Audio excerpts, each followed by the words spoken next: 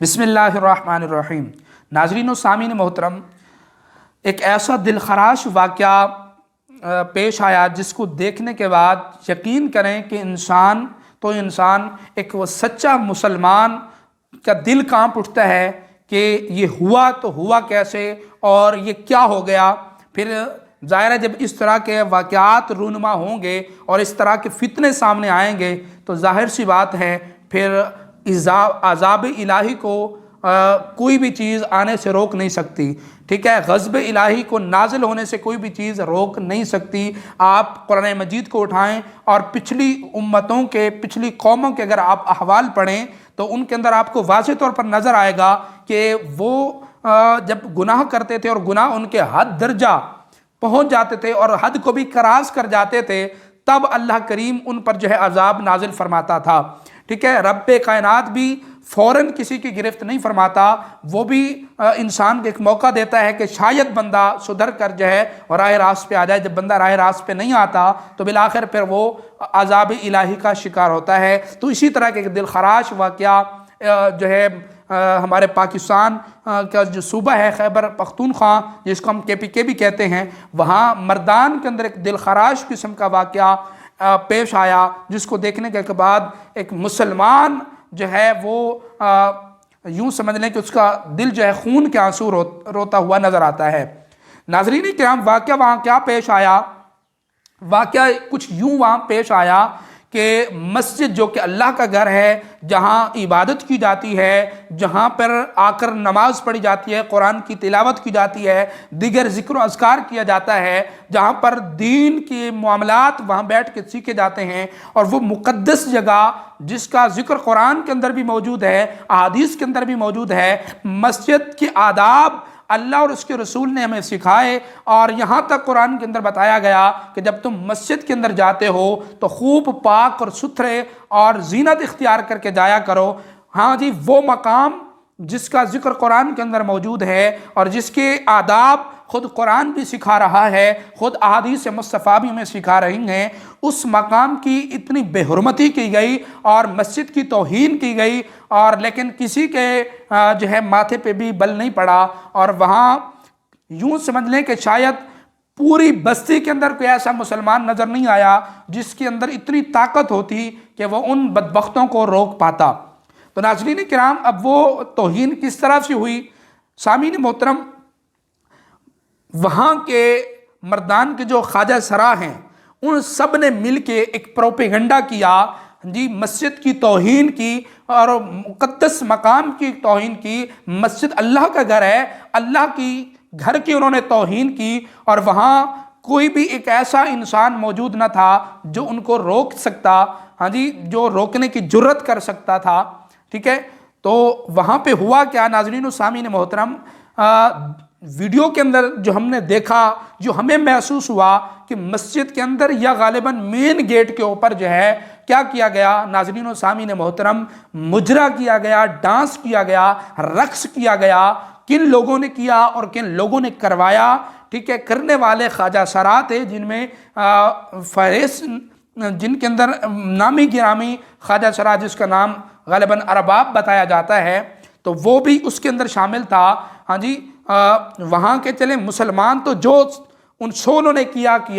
لیکن ان ناچنے والوں کے دل میں بھی اتنا خوف نہیں آیا کہ وہ کس مقدس مقام کی توہین کر رہے ہیں، کس کے گھر کی توہین کر رہے ہیں، کہ ہم جو ہے کس کے گھر کی توہین کر کے جو ہے اللہ کے عذاب کو دعوت دے رہے ہیں۔ یہ تو یقین کریں سامعین محترم، اللہ کا اور اس کے رسول کا بڑا احسان ہے، اور قرآن پاک کی وہ آیت بھی ہے نا کہ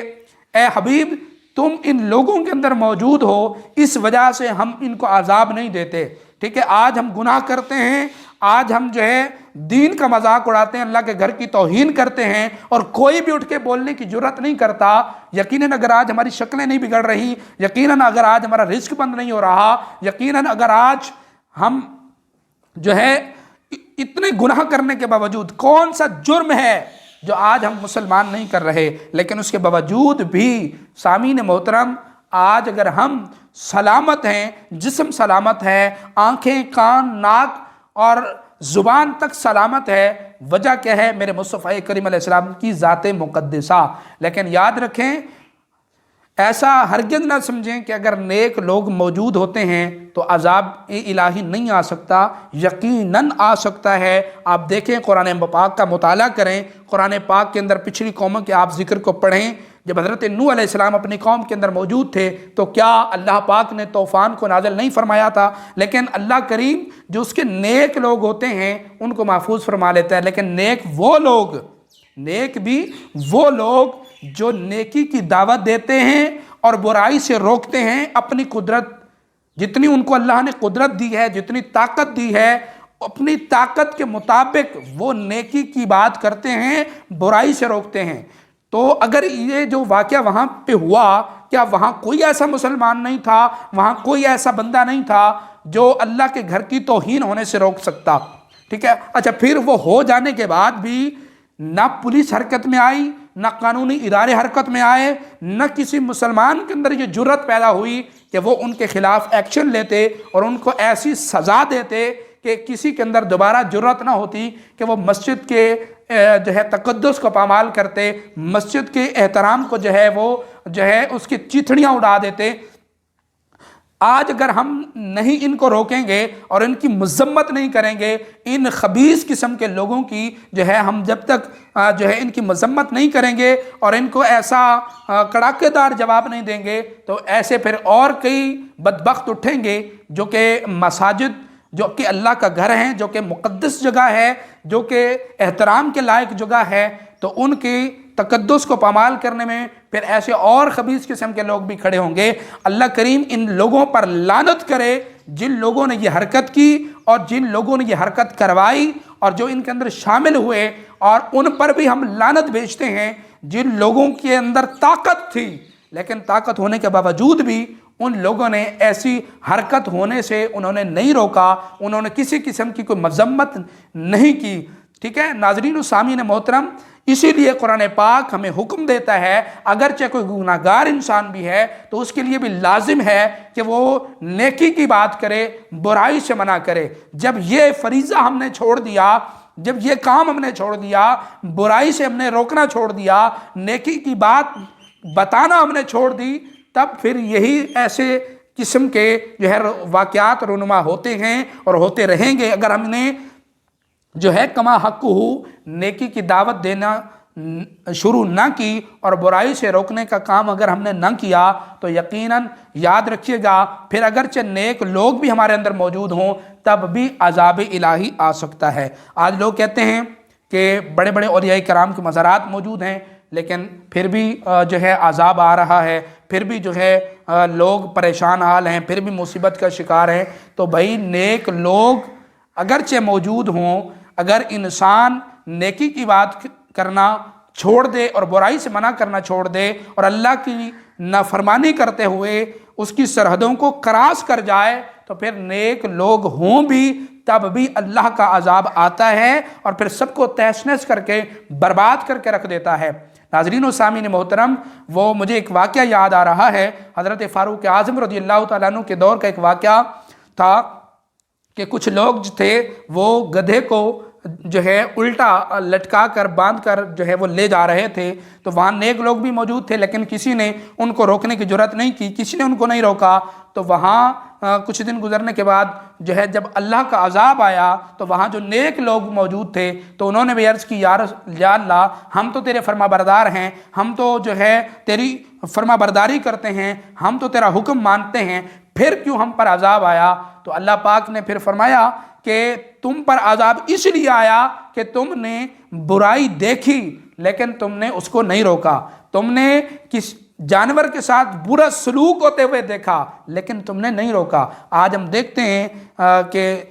इंसान के साथ हम देख रहे होते हैं कि इसके साथ जो है ज़्यादती हो रही है, इस पर जुल्म हो रहा है, हम रोकने की जुर्रत भी रखते हैं, रोकने की ताकत भी रखते हैं, लेकिन उसके बावजूद हम नहीं रोकते, उसके बावजूद हम उसका जो है जालिम का साथ देते हैं, मजलूम की हम आवाज़ नहीं बनते। तो फिर याद रखिए, जब हम ऐसा हरकत करेंगे और ऐसे काम करेंगे तो फिर ज़ाहिर सी बात है अल्लाह के अज़ाब ही हम पर आएंगे और फिर मुक़द्दस मकामात की फिर तौहीन भी होगी, फिर जो है ऐसे मामलात होंगे کہ لوگ جو ہے پھر